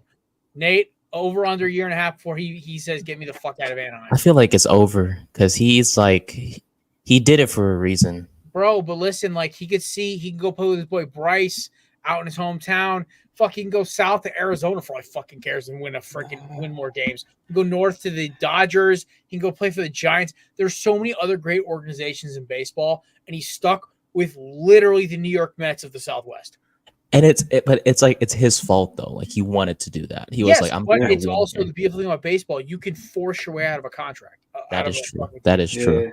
It's just not him. And I'll even take it a step further. I'll take the over, and I'll take the fact that I don't think he's ever going to leave Anaheim. I think he retires an Angel. I think he is that dedicated. Like he is like John Cena, like never give up. I think he's just that on that level with his team. He'll be that one modern day guy that doesn't leave the team. What's crazy? It's just so sad. That's just sad. It is. I feel bad for him, but I really think he's that loyal. I have a theory that so here's my thinking about Mike Trout is he will never win a World Series if he stays in Anaheim. If he goes to any other roster, you put him on LA, Arizona, San Fran, Seattle, New York, Yankees, not Mets. I'm not crazy. Braves, Marlins, whatever. Does not matter. He will win a World Series exponentially faster. You put him on the Braves? Holy shit. They'd have like 3 in the next just say, have him trade Michael Harris for him, even though I don't think the Braves even want to touch Michael Trout's contract. But, all right. Yeah, that's the alternate because we all know the fucking Angels are going to suck this year. Come on, guys. Honestly, Nate, I kind of have a weird feeling your A's might win more games than them. Not going to lie. I believe I got a good reason for the A's too once we get there. I'm actually excited to hear that one. So keep going, Matty. What do we got next? We got the other LA team. We got the Dodgers. Now their line is 102.5. That is high. It's not impossible for them to achieve, but you got Yamamoto with a rough off start. Ohtani, I'm sure they'll coddle him, but he should get that year suspension. But I'll take the under just because I just don't like the Dodgers. I just don't want them to be good. Okay, as somebody who actually hates the LA Dodgers, like hates them as much as the Dallas Cowboys, the Florida State Seminoles, and the Duke Blue Devils, it's an under. And the fact that ESPN tweeted out today, could this be the MLB's next super team? I was like, all right, that's all I need. We're good. Snake's alive. Let's go. I want to fight everyone. Like, I was ready to swing in the middle of a doctor's office today because I saw that. I'm like, y'all really want to start super team shit when your best pitcher got shelled like 1945 Okinawa? Get the fuck out of here. I can't. Okay, so, and by the way, that's a historical reference. Watch a History Channel or even just the Pacific on HBO. Phenomenal series. Or World War II in color. Netflix. Excellent series. That's fantastic. By the way, if you ever want to watch historical documentaries, Netflix has a plethora of them. I'm usually not one to plug Netflix, but some of the best shit I've ever seen. By the way, also some of the best rap documentaries ever on Netflix, by the way. If you want to feel old and like a true adult, watch a Netflix World War II documentary. Did that. I've never felt more seniored for 28 in my life. Well, okay, so Ghost had just gotten neutered, and he was really like not comfortable being around anybody else but me. So I had to hold him, and we watched World War II documentaries, and then also Falcon and the Winter Soldier. That's how long ago this was. So I think it's funny how you reference your cat being neutered, and in his recovery, we watched war documentaries. I don't know, just like the PTSD from everything he experienced. It just doesn't feel like that's going to be a good therapeutic thing. You know what music I had to put on to calm him down was the Shire theme from Lord of the Rings. It's the only music that'll calm him down. If he ever gets crazy, he starts hearing Gandalf start humming that song from the first part of Fellowship of the Ring. His heart rate drops. I can't explain it. I was driving my old Honda back through like backwoods New Milford from the vet, and I put that song on. He stopped howling. He stopped crying. He was just sitting there like, I'm like, oh, so you like the Lord of the Rings music? Great. I put that. I was watching Fellowship about maybe a month ago. He was just sitting there, just serene heaven, listening to that music. Man, he was hype as hell. So, what the fuck were we talking about? Dodgers. We're talking about the Dodgers being a 102.5 line. Oh, just sink that ship. They might not even win the fucking division. Their pitching staff is the most overrated pitching staff in baseball. I really don't understand why they're so high up there. And we learned last year, batting lineups do not win you series. They can win you a World Series, shout out Texas, but your pitching staff's what wins you. And last time I checked, Kershaw and Lynn both got absolutely fucking shelled when they got knocked out. If there's one team that could go over 100 wins, it's the Dodgers. It's just we saw what Yamamoto did. It's you can be like, oh, it's just one game, but it's just like it's not. It's the tendencies. It's where he puts the fastball. His changeup is hanging. And the thing is, like, you have bets, right? You have Freeman and Ohtani, and everyone's like, oh my god, like we're gonna like win a lot of games. What about everyone else? The rest of the lineup isn't scary, so that's why I'm gonna go under. It's not like back in the day with like fucking Justin Turner, who was just a pain in the ass to strike out, and you had other dudes like remember like Adrian Gonzalez, who was just impossible to get out. Mm-hmm. He would either hit the ball, rocket into center field, it would be like a fly out sacrifice fly, or it would take 11 pitches to strike him out, and you'd waste half your bullpen. Yeah. Adam Ethier. Andre Ethier, there you go. Andre Ethier, yeah. Yeah, no, like the Dodgers used to have even AJ Pollock last year. It was a pain in the ass to strike out, right? Shout out to Connecticut's boy, former Diamondback AJ Pollock, traitor.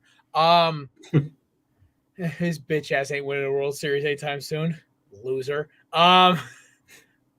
His bitch ass ain't going to a World Series. Loser. Okay, I'm done ranting about my hatred of the LA Dodgers.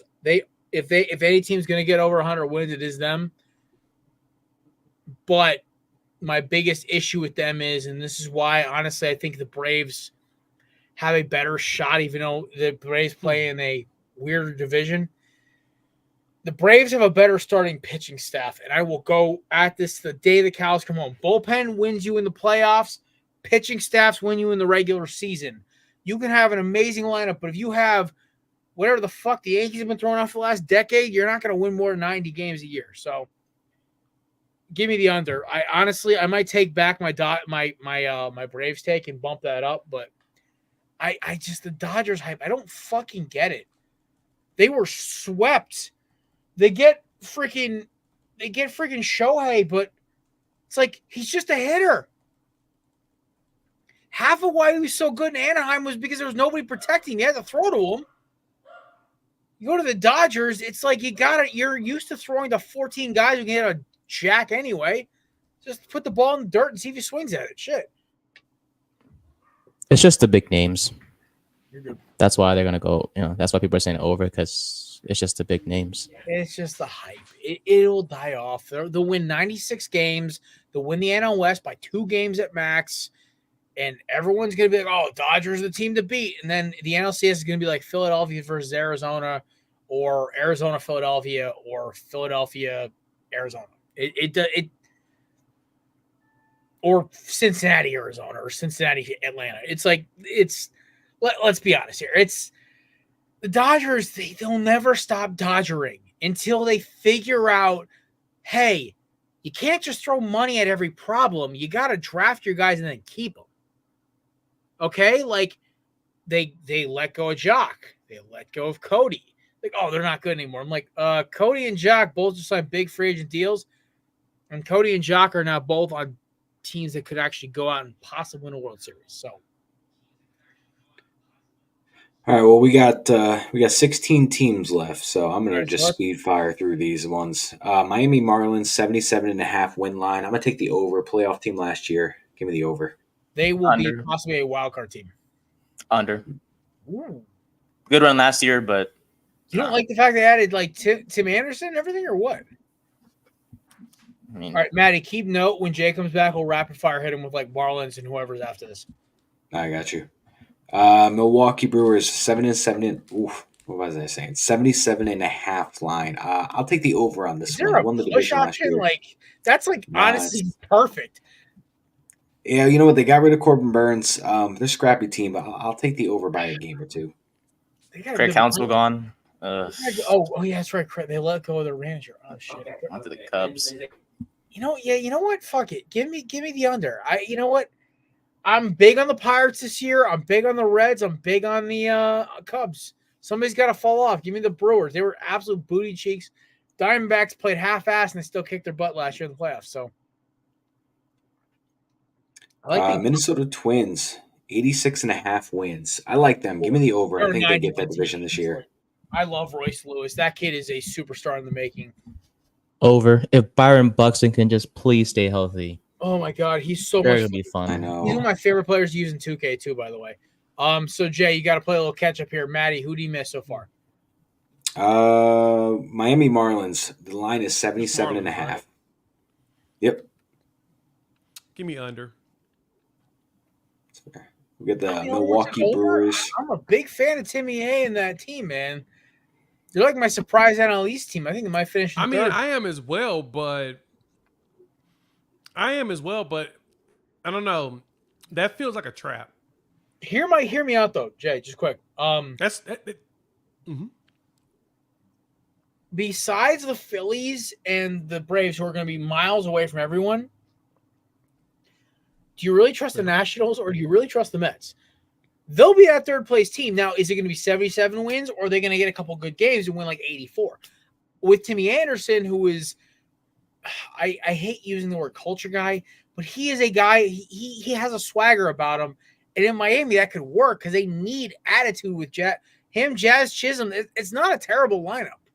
So, I mean, they need fucking pitching, but, you know, so does every team in the damn league. So,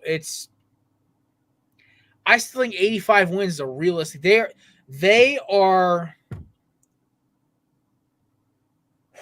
last year's Cubs.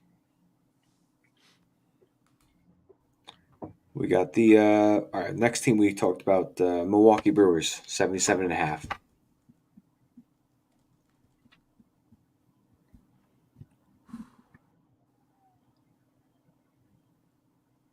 I'll go over on the Brewers, but I think it'll be like by one game because they won 92 last year and they're 77 I said push. and a half. I said Dog, push. that's a massive drop. Oh, yeah. Because they lost Corbin I mean, Burns. if the half number wasn't They there, I would lost Craig totally Counsell. agree on a push. Fair. I mean, but yeah, if 77 and 77 is the perfect number for them, man. I'll give them 78, but that's a massive drop from 92 that's wins. why I said push. That's huge. I think 76 games. That's what they win this year, like guaranteed. Yeah, Vegas No, knows the, something. We're gonna go. Yeah, Craig Counsell's a over. good fucking manager, and they fucked up by Yeah. letting him walk to the Cubs. The last catch-up game we have is the Minnesota Twins line is 86.5 wins. Ooh. 86.5 for the Twins. They won 87 last season. I'm going under. Ooh.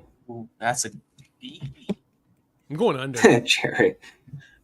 Why I'm would like, Vegas how? give you a number that close to the old one? I know, but it's like Why would Jay, Vegas give you that so like a but they're perfect the number best like in that, right? division by a mile. That division's so bad. They might. I'm not disagreeing. I'm not How do you- disagreeing. How do they But lose I would have 60 plus expected games? I Vegas don't to get throw it. 90 at us. I would have expected Vegas to give you 90 with them being miles ahead of everybody That's why else it's there. a suckers bet. At They that want point, you that to makes take me the think under. no, not at 86 and a half. And they won 87 they last want you year. to take the under If they now want people to because take the under, you take. no, but If, they're trying if to you set want, if you up. Vegas wants you to take the under, they would have given you like Maybe that's what they're trying to 90. They would have But given you then- 90. 90 is the number Well, who the that hell are they going to triggers take an as under. the favorite? Who the hell is going to be the team that's going to I'm knock just them telling down you to 82? now. I don't get it. Like, it doesn't make any fucking sense numbers wise. There's no reason. It makes no sense. That's why why I'm I'm taking saying the they're under. gonna be a Vegas 90 is baiting, They have man. a That's a bait. loaded lineup. The pitching, I understand, kind of. Maybe that's why they're only at 86 wins. I don't know. Fuck. This is why I love and also hate baseball. All right, Maddie. Now we're all even. What's next? Another interesting line. So you got the New York Mets, 80.5 wins. I'm actually going to take the over. They don't have a bad lineup. I know the starting pitching is going to be questionable. The bullpen's a little better than it was last year. They'd have a good lineup when everybody's healthy. So I'll take the over by slight, but we're talking like maybe 83, 84 wins. 70 at max. You said 80 and a half? Yes, 80.5. They're like me on Cinco de Mayo, hitting the floor. Here we go. It's just the pitching staff that scares me. My co-host Brian, he's a Mets fan, and we were talking about it today. And it's just that pitching staff scares me, especially right now with Senga out and everyone else is kind of just mid. Yeah.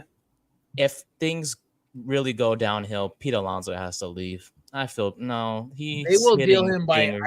He will not be a Met by the end of the season. I will tell you this right now. That is my cold hard, like stone cold lock by the end of the season. Pete Alonso will be wearing a new uniform. Take notes. Hold me to it. The Mets were going to lose 90-plus games, and Pete Alonso will not be a Met by the end of the season because this is the year that Uncle Steve has to make a judgment call, and there's 3 teams in this division better than him right now. That's the unfortunate truth.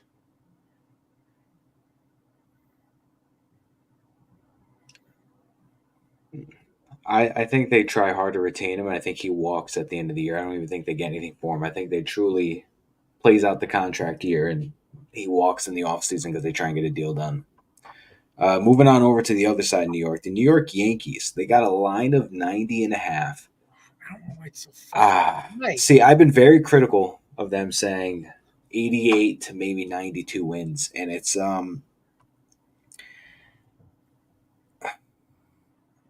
tough because watching this game today, they gave up 4 runs in 2 innings. They still won the game.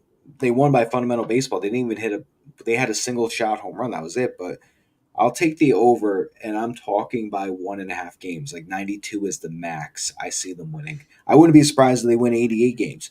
I'll take the over just on that line because what showed me today was they scored a lot of runs based off fundamental baseball. So once they're in parks like Yankee Stadium, they've been getting a lot of guys on base. There was a bunch of times where they had bases loaded. So the fact that they're getting guys on base and they're knocking runs in with base hits or sacrifice flies, Yankee Stadium, smaller park, they'll hit more home runs. So I'll take the over.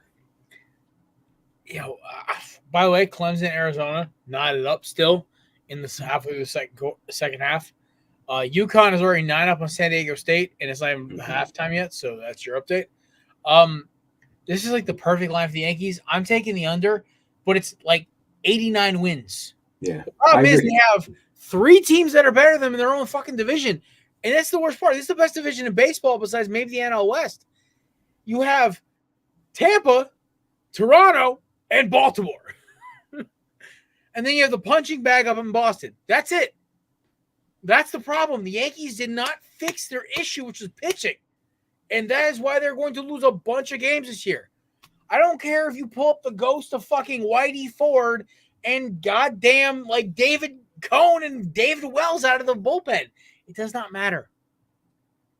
That team, they didn't fix their biggest issue, which is they are slow. They don't play to the new style of baseball. They did today, which I gotta give them credit for. But are they going to do it for 162 games? Probably not. Give me the under here, but slightly. It's 89 wins or like 88. They're going to be right there. They're going to be a wild card team, but they're not beating Toronto or Baltimore. They might beat Tampa because I don't know what the fuck Kevin Cash and all them are doing down there half the time. But they could get in second place, but Toronto, Baltimore's going to have the first place easy. Toronto's so much better than them, though. Toronto doesn't close things out, though. Toronto had no pitching and still won more games last year, man. Come on. They are like the Cowboys where they address all of the needs that aren't glaring. Yeah, but they don't try to act like they're America's team. They're Canada's team. Same thing. All right. Under. See, I'm feeling good, man. Jay's agreeing with me like 80% of the time right now. I'm feeling confident. That's right now. We got Nate's team right here. So we finally reached the Oakland Athletics. Their line is 58.5, and I feel like I have to take the under. It's just a team that looks like they just want to be bad. I don't know if it helps with their sale. I'll take the under with that line, though. That team is fighting to tell management to fuck off. That is a winning team right there. That's going to win 65 games this year. My first A's game was 2 years ago in September. I went to opening day last year. First time I saw them win 2-1 against the Angels. Shout out to Kyle Muller. He's still on the team, thank God. Listen, you can't be worse than last year. You can't be worse than last year. You can't be worse than the year before. This team made improvements pitching-wise. I won't go crazy into it because I know we don't have time for that. But this year's opening day starter is way better than last year in Alex Wood. The infield with, Nick Allen, Zach Geloff, he's a young guy. I love him. The outfield is fast. Esteury Ruiz, Lawrence Butler. Look, this team's going to steal some bases. We're going to steal some bases. We're going to be a fun team to watch. And because we're so young, these young guys want to be aggressive. Adding in better pitching staff, they're going to get the over. It's not going to be like 70 wins, but you can't be worse than last year. They'll figure it out. I have optimism. I'm so excited for 7 o'clock. It's not even funny. My time, of course, but go A's. They're going to do it this year. I promise y'all that. They're going to get the over. I'm telling you, 65 to 70 wins. I think they're going to be a fun team. They might even win more games than the damn Angels this year. I seriously believe that. I think the NL West will go as follows. Astros, Rangers, Mariners, A's, Angels. I think y'all are actually going to have a fun season. It's going to make no sense. Y'all are the 2020 Diamondbacks or 2021 Diamondbacks. Bunch of young guys playing to play. And they're not going to make the playoffs. They're not even going to freaking get a winning record. But they're going to be a pain in the dick to play every single night. So that it's is just the energy. The energy, exactly. They're young, the energy, it's enthusiasm. The FU to management energy, which is what I love. There's like barely any veterans on here. There's JD Davis and Seth Brown are the only veterans. Everyone else is just they're young. Is playing fucking baseball. It's crazy. Come on, Jay. Believe. I know Matt doesn't, which is okay. I understand why, but you gotta believe. Yeah, there's a team you should root for. It's the A's. 50 wins. Last season. You can't get any worse. So they're going to win 9 more than that? I think so. They played some close games. Division got worse. They really did. They'll beat up on the. I looked through some of these scores. Yeah. I'm going to have to go under. Dang. Yeah. Dang it. I knew I wasn't going. No. Gotta go under. Damn it, man. Come on. If you wanted a team to root for, you root for them. If there's a team you should, you want to be a fan of, because they're bad right now, but once everything gets settled down in Vegas Athletics. They ain't happening now. Yeah, I actually was over there by the site of where they're actually going to build the new stadium. Oh, where they were going to build the new stadium? Come on, I got shut down, Jay. They got told to go back to Oakland. I heard that they're still possibly back up, ain't it? Ain't that back up? I heard the governor of Vegas or somebody was like, you might want to stay in Vegas. Yeah, they don't want the A's, man. Like the ownership basically got given the big old FU, and they're kind of just sitting there like, what do we do now? They should just stay. There's no point in leaving. Everything is, as long as you renew the lease or you build something. There's 2 locations in Oakland. Team, there's 2 locations in Oakland. They can figure it out. It's like there's 2 areas ready to go. The mayor's on board. That's your stadium now. The Raiders have been gone for 3 years now, so you're good. Well, we got the National League East, the reigning World Series. Or not, sorry, World Series, the NLCS, one of the teams, Philadelphia Phillies, 89.5 win line. I'll take the over on this one. I like the Phillies this year. They're a 95 win team. They are so good. So good. Bryce Harper at first base is a dream.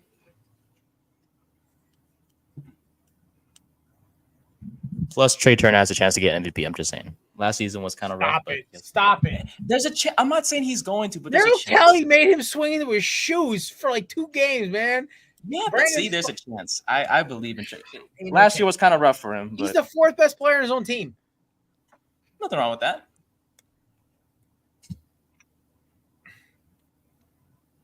If Chris were here, man, I'd tell you he'd be going nuts. Got me, Yo, bro, Chris be fucking losing his shit right now. What's that number again?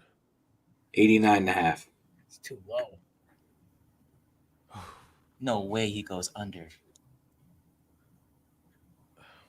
Nah, we're gonna I mean, go it over. is. We're gonna go over. We're gonna go. Let's over. go.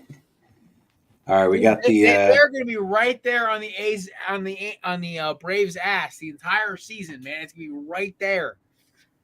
Staying in the same state, just moving a little further up north, we got the Pittsburgh Pirates with a line of 75.5. I'll take the over on that one slightly. I like the young talent they have, and I think it'll be a fun team down the road. So give me the over. 85 wins, baby. That's all I got to say. 85 wins. Okay, Brian Hayes and O'Neal Cruz will lead the way offensively. I like O'Neal Cruz is a beast, bro. he is. 6'6" and runs like a game. I played the wrong sport, but fuck it. We're going to make it work. We got the Who's San Mike Diego Williams from Padres. San Diego Padres, their line is 83.5. I'm going to take the under on this one. They lost Blake Snell. They lose Juan Soto, Trent Grisham, and other people. I think it's going to be a down year for them. So give me the under. San Diego Padres, 83.5. Yeah, give me the under. I think they're going to be in the 70s. Problem is they are the fourth best team in their own division. The Giants actually are very good. The Giants scare me. The Dodgers, obviously the Dodgers, but like the Padres, I'm kind of like, yeah, you guys got Tatis, Cronenworth, and Machado. Great. Okay. We'll just walk three to strike out two of them, walk one of them. We're all right. Fuck it, whatever. They're back to the Padres of my childhood. It just doesn't make sense. Like I'll go under, but it's just I don't understand. Soto's gone, Snell is gone, but they got Dylan Cease. What are we doing? They got a bunch of prospects too for the Soto trade, but they're not all of them are prospects that are ready to go right now. Some of them might come up in September, some might need another year. I just think it's going to be a down year this year. Oh, Jordan Montgomery isn't on the Diamondbacks opening day roster because he's not roster ready yet. Update. Sounds like buyer's remorse. No, it means that he'll be ready by April 30th when we actually need him. Damn. Fuck, I'll throw Tommy Henry out there to pitch 3 games. Shit, I don't give a shit. We got Diamondbacks have like 14 guys who could pitch one start just to get us a win with our lineup, and then we'll say, oh hey, now we have Rodriguez and Montgomery back, plus Fott, Kelly, and Gallen. All right, we're good. It's weird having like basically a 2008 Phillies pitching rotation right now, where your worst pitcher is like a Joe Blanton, who was like a 15-win guy. Your pitching staff was a pain in the ass for my Phillies. I hate, especially when it came to the bullpen. Just added Erod and Jordan Montgomery. Let that sink in. If we see you guys again, I'm telling you, it's gonna be rough. Let's get real close. On site. Let's get Paul Sewell out of here. Fucking hanging fastball before you see you. A little bit against us. Oh yeah, no, y'all don't have the balls to swing on us. Come on. Fair enough. Ooh. Alex Thomas fucking slamming that flag in the center of Sendis' bank, bro. He went full Baker Mayfield on y'all ass. You see, I knew Jay would love that reference. All right, where are we at right now, Maddie? San Francisco Giants, 83.5 wins. I'm taking the over on that. I'm taking the over. They are 89. Yeah, give me the over. They are right. They're going to be clipping the Diamondbacks' heels all season. It's going to make me a little uncomfortable. They're going to be the reason my hair starts falling out again. Seattle Mariners, they got a high line. It's 87.5 wins. I'll take the over by slight. Like I'm talking 88, 89 wins. But I'll take the over by a hair. I'll take the over by 1 win. They're the third best team in that division. That's the problem. You have Under by a few. You have two teams from Texas. That's the problem.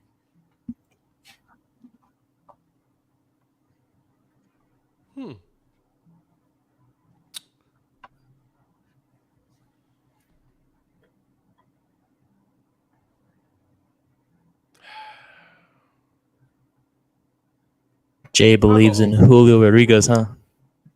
You believe, Jay? No, J-Rod is fun as fuck, bro. You cannot. Yeah, J-Rod is fun. I'm going to go over. St. Louis Cardinals, 84.5 win line. I don't get this fucking money line. This one made no fucking sense to me. Yeah. They're not a good baseball team. They have 3 good players. Just no. Those years of them being an underrated team that gets into playoffs every year. It's gone. They're for not a I'll blue take the blood under. roster anymore. Can we stop this already? Let Goldschmidt go. Let Arenado go. Rebuild. Go into your little hibernation for a decade, and then come back out into the 2020s and 30s and start killing everybody. That's fine. Just go away for 9 years. Fuck the Arizona Cardinals. I'm sorry. He needs to go to a good team, Arenado. He suffered in Colorado. He suffered here. We'll take Goldie back. He'll be our DH. Come on back, Paul. We love you. You don't have to play first base because Christian Walker is a better defensive first baseman than you are. But you can come play the DH for us. There you go. Literally, you just have to sit in the base. You just have to do your weird ass fucking Texas stance, crank the ball into the center field every year. 30 plus home runs, 100 dingers. 100 RBIs. As our DH, we'll send Jock up to fucking freaking St. Louis. Fuck it. Give me Paulie G back. I want to break out my Goldschmidt jersey again. I haven't worn it since he got traded.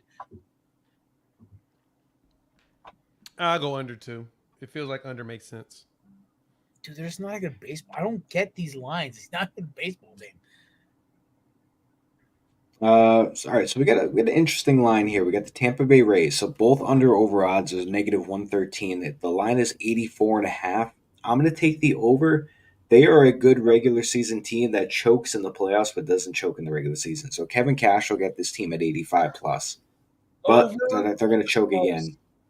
They're an 88 win team, so over, but it's way too close for comfort. Give me 88 wins. They're just a team that continues to have good players every year. They develop them really well. Over. I can see that. I'll go over as well. They draft them, they sign them young, they develop really well, they turn into stars, and then they trade them. And every year they get to the wild card, they get to the first round, they're exits right away. And they are the reason why the Dodgers have a championship since 1988. Fuck you, Tampa. All right, moving down south to the reigning, defending, undisputed 2023 World Series champions, the Texas Rangers. They lost Jordan Montgomery. Max Scherzer is hurt. Jacob deGrom is still not healthy, I don't believe. This is a team that has a line of 88.5 wins. I'm going to take the under by slight. I just don't think they're going to have that magical year they had last year with the players that they lost and the guys that they don't have healthy to start the year off. You got Nathan Eovaldi as the day one starter. Not that he's not a good pitcher, but when you had Jordan Montgomery, Max Scherzer, and Jacob deGrom, and you got Nathan Eovaldi starting the game because of injuries, I'm going to take the under on that season. I'm taking the over, but it's by 4 games. They're a under as 94-win team. They're going to be right on Houston's ass the entire year. That lineup is what won them the World Series. Their pitching staff was great, but that lineup is what won it for them, man. Because you couldn't pitch to anybody in that top 6 guys. So give me them to win 95 games. They are going to be right on Houston's ass the entire season. They might win. They are the Arizona Diamondbacks of the AL West. They are going to be right on their ass, pressing them to win more games. So give me over, but not by a ton, 4 games.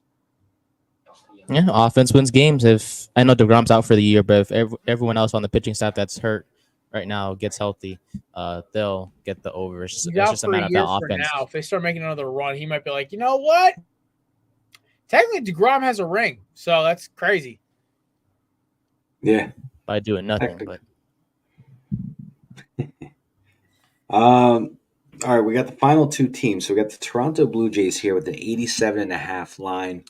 It's easy to take the over. I don't know. I'm looking at the pitching. Jose Barrios, Chris Bassett, guys that had 3.6 ERAs last year. You got Yusei Kikuchi, Bowden Francis, Kevin Gausman. I will take – I want to take a push. I'm going to take the under, but I think they win 87 games. They are a scrappy team with above average pitching, and I don't think they're going to have enough to get it done once again, but I'll take the push, but I'll say under by just 87 wins flat. They ain't doing jack shit in the playoffs, but fuck, they're going to win 90-something games. So, yeah, give me the over because they can hit the shit out of the ball, and they will make moves. They have proven year in and year out they will go make moves at the deadline. They will pay for pitching if they have to. Give me the over for them. They're not going to do shit. It's going to be Baltimore versus Texas or Houston. Insert NL West Texas team here. So That's the ALCS. We already know what's going to happen, but for shits and giggles, let's chuck in Toronto to be a fun AL East team. So give me 90 wins for them. Vladdy's the cover athlete for a reason. There you go. And only Shohei, he's not going to gamble about it either. I ain't letting that one roll either. I'm going to be making jokes about Shohei gambling the entire fucking year. I don't think he did anything. I don't care. He's playing for the Dodgers. It's like me talking shit about anybody who plays for the Cowboys, the Seminoles, or the Warriors. Yeah, that sounds about right. I'll go under by very little. All right, last team up, the final one of the night, the Washington Nationals. They have a line of 66.5 wins. I'll take the under. They won their World Series a couple of years ago, and they just decided that was enough, and that was the end of it. And they've been focusing more on losing players than adding players. I will take the under. They paid Patrick Corbin so much money to get shelled, and it's hilarious. Patrick, I miss you, but you only were good in Arizona. Then they broke Steven Strasburg. Like they actually just broke him. Give me the under. By the way, this segment is brought to you by the amazing folks at candidates.com. Promo code BELLY20 for 20% off. The best dip alternative on the market. I'm a big proponent of it. Matt is as well. We both are big fans of their sleeves of tins. I actually am placing my next order tonight. I've held off for 2.5 months. I need my dip. Especially today, I needed to pack about 4 or 5 pouches in and just relax. So, yeah, I need my extra strength. They do have a 50 milligram pouch now, which I will be buying at least 1 tin of. Candidates.com, official sponsor of Belly Sports and the Corner Booth Podcast, and of MLB Over Under. So, fellas, finishes strong here. Over Under on the wins for the Washington Nationals. Under. The NL East is gonna have some fun beating up on them this year, and they have young players, but just gonna go under. All right, Jay. Yeah, I think Nate's spot on with that one. Everybody's gonna beat up on them. Now the question is how good is their front office?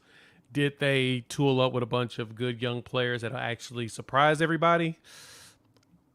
I just don't sense that in the air. Like I mentioned, they seem to be more in the business of losing players and trying to acquire them. So trying to cut that payroll down just ain't for me. I'm going to go ahead with the unders. I got you. All right. Ladies and gentlemen, this has been the Corner Booth pregame. We went a little long today. We apologize for those of you who stuck around, the 8 of you who are still watching. We appreciate all y'all. Really. We really do. Great show today. Get a lot of viewership and a lot of fun talking baseball and college basketball. Weird combination. We talked about that much football today, which is really strange for us. That being said, I am your host, Jerry Clem. Jay, where can we find y'all amazing content? Yeah, you can find me Unfair Sports here on YouTube as well as whatever podcasts I download and listen to. Find your boy. Appreciate you. And Mr. Nate, one of the you can you can follow me on Instagram and X at Nathan_new124, and you can find my podcast, the Back Up to the Backup podcast, on Spotify and YouTube. All right. You can find me, Maddie, and Blackout Chrissy, our boy. Miss him. Hope he's enjoying his family time. My man goes, I can't make Thursday, guys. I'm like, family? He goes, yeah. I'm like, enjoy it, my friend. It's one of those holidays. You got to enjoy the family as much as you can. That being said, me, you can find us at everything Corner Booth Pod. Matt, you can find at Corner Booth Matt. You can find me at Corner Booth Jared and Belly Jared on X because Elon's a dick about me changing my name. That being said, I am your host, Jared Club. Shout out to our sponsors, Mauler Bros, promo code Belly for 15% off at checkout. Righteous Felon, promo code Belly for $15, 15% off. I apologize of your purchase. Belly Up 20 is the promo code for our friends over at Candidates for 20% off your purchase at checkout. And SeatGeek, promo code Belly Up Sports for $20 off your first initial purchase. That's key, first initial purchase. I am Jared. That's Matthew, Nate, and Jay. Thank you for filling in today. We will see you guys on Monday for another live edition of the Corner Booth Podcast, live on our YouTube channel at Corner Booth Pod on YouTube, and of course on Instagram at Corner Booth Pod as well. Enjoy your weekend, folks. Happy Easter. Happy Passover as well. Forgive me if I'm a couple days early. That being said, folks, enjoy this very festive time of year. And we will see you guys April 1st.